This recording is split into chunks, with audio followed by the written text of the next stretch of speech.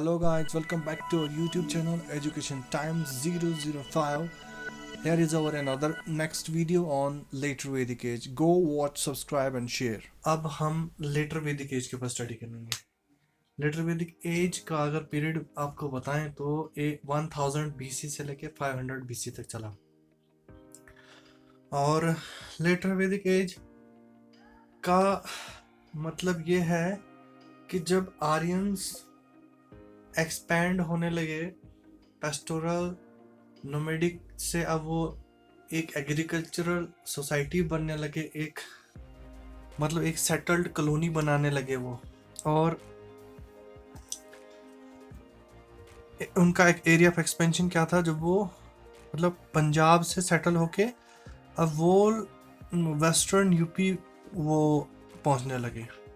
ठीक है, तो ये जो पीरियड है जब आर्यन सेटल्ड होने लगे और उनकी सेटलमेंट गंगा यमुना के दरिया के किनारे किनारे हो रही थी, और उस पीरियड को लेटर वैदिक एज भी कहते हैं। 1000 BC से लेके 500 BC तक। अच्छा, तो चलिए देखते हैं। जो किंग था, उनके किंग को सम्राट कहते थे। ये जरूरी है, इसको याद रखना आपने कि वर्ना सिस्टम पहली बार अपीयर हुआ था लेटर वैदिक एज में, जिसमें कि ब्राह्मण्स सबसे ऊपर होते थे और क्षत्रियाज उनके बाद, वैश्याज एंड शूद्राज। ब्राह्मण्स जो थे उनका मोस्टली एजुकेशन के साथ कंसर्न था और रिचुअल्स वगैरह परफॉर्म करते थे। क्षत्रियाज जो डील करते थे, क्षत्रियाज किंग होते थे और किंग को असिस्ट करते थे ब्राह्मण्स। वैश्याज वो थे जो बिजनेसमैन होते थे और इनका काम ट्रेड रिलेटेड था, कारोबार। और शूद्रज वो होते थे जो इन सब लोगों की सेवा करते थे, सर्विस प्रोवाइड करते थे, तो इनको शूद्रज कहते थे। तो varna system for the first time appear हुआ लेटर वैदिक एज में। फिर पोजीशन ऑफ वुमेन्स, ये भी जरूरी है कि महिलाओं की स्थिति बिगड़ती गई, महिलाओं का जो स्टेटस था और कमजोर होता गया इसमें। अच्छा, गोत्र system for the first time appear हुआ। गोत्र सिस्टम कि हर एक जाति का अपना गोत्र सिस्टम होने लगा, वो पहली बार लेटर वैदिक एज में ही आया। फिर ये मोस्टली एग्रीकल्चर सोर्स पे डिपेंड करते थे, मतलब अपनी जिंदगी बसर करने के लिए। अच्छा, व्हीट और राइस, जिसको विरही कहते थे, ये जो था इनका स्टेपल क्रॉप हो गया। स्टेपल मतलब the food which is taken on regular basis, मतलब वो तो ले होगा ही होगा खाने में, ये चीज तो होगी, व्हीट और राइस। अच्छा, नया प्रोफेशन अपीयर हुआ, जैसे कि आयरन स्मिथ आए, कॉपर स्मिथ, ये सारी चीजें इस लेटर वैदिक पीरियड में अपीयर होने लगी। प्रजापति का मतलब सुप्रीम गॉड होता था। प्रजापति का मतलब सुप्रीम गॉड। और रुद्र का मतलब होता था एनिमल गॉड। लॉर्ड विष्णु जो थे वो उनको प्रिजर्वर्स एंड प्रोटेक्टर ऑफ पीपल कहते थे, लॉर्ड विष्णु। उसके बाद जो आइडोलेटरी सिस्टम है वो भी स्टार्ट हो गया, मतलब लोग प्रतिमाओं की पूजा करने लगे और ये सब चीजें हो रही थी। जो पुशाना वो बने गॉड ऑफ शूद्र, मतलब जो पशु की देखभाल करते थे उनको गॉड ऑफ शूद्रास कहने लगे। अच्छा, सेक्रीफाइसेस को रिप्लेस, पहले प्रेयर्स वगैरह होती थी, अब सेक्रीफाइसेस होने लगी भगवान को प्रसन्न करने के लिए। ठीक है, उसके बाद अगर वैदिक लिटरेचर की बात करें तो वैदिक लिटरेचर में वेद्स जो आए, 4 वेद, ऋग्वेद, सामवेद, यजुर एंड अथर्ववेद। इसमें जो ऋग्वेदा सबसे ओल्डेस्ट था और इसमें 10 मंडल्स थे, 10 मंडल्स थे। जो 10th मंडल था वो पुरुषा सुक्ता के साथ डील करता था, और जो 3rd मंडल था वो गायत्री मंत्र के साथ डील करता था। और गायत्री मंत्र किसके रिलेटेड है? सन के सन को पूजने के लिए है गायत्री मंत्र। नेक्स्ट वेद हमारा है सामवेद, और जिसका मतलब है कलेक्शन ऑफ मेलोडीज। मोस्टली सामा मतलब म्यूजिक, म्यूजिक रिलेटेड है ये वेदा।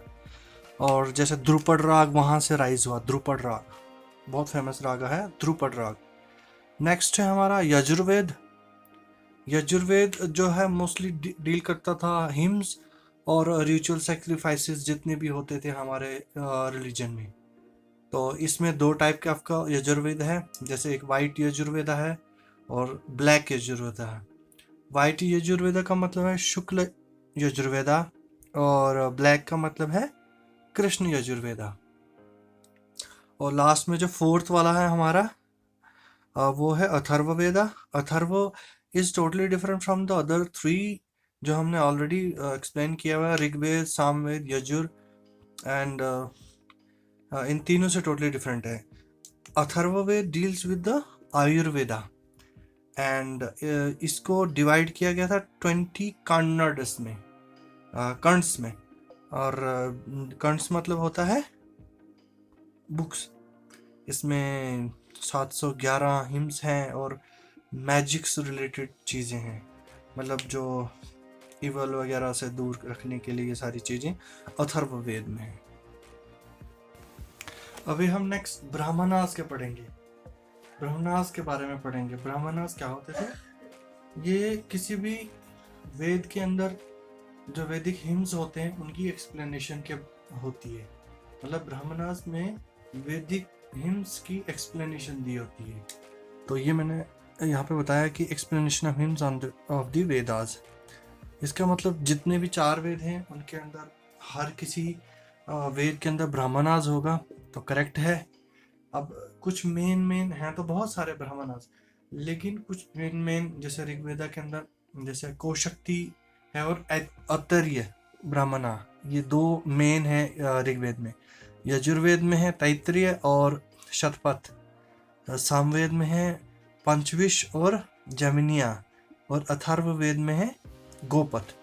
तो हर वेद 4 वेद हैं, 4 वेद के अंदर उनके हिम्स की एक्सप्लेनेशन हमको ब्राह्मणास से मिलती है। और ये जो कुछ मेन ब्राह्मणास हैं ऋग्वेद के अंदर, जैसे 2 हमने बताए कौशक्ति एंड अतर्य, और यजुर्वेद में वाला का इम्पोर्टेंट है तैत्तिरीय और शतपथ। सामवेद का है पंचविश और जमनीय। अथर्व का है गोपनाथ। बाकी कुछ एक इम्पोर्टेंट और ब्राह्मणा है जिसका नाम है शतपथ ब्राह्मणा। जो शतपथ ब्राह्मणा है ना, वो यजुर्वेद में आता है। शतपथ ब्राह्मणा यजुर्वेद में आता है, और इसमें हमें क्या शो करता है? 100 सैक्रेड पाथ्स, 100 सैक्रेड मतलब पवित्र पाथ मतलब रास्ते। तो ये हमको ब्राह्मणास के बारे में इतनी ही जानकारी है। तो अगले वीडियो के साथ हम फिर हाजिर होंगे, तब तक देखते रहिए हमारा वीडियो, चिल कीजिए और प्लीज़ सब्सक्राइब करो, लाइक करो और शेयर भी करो। Bye bye.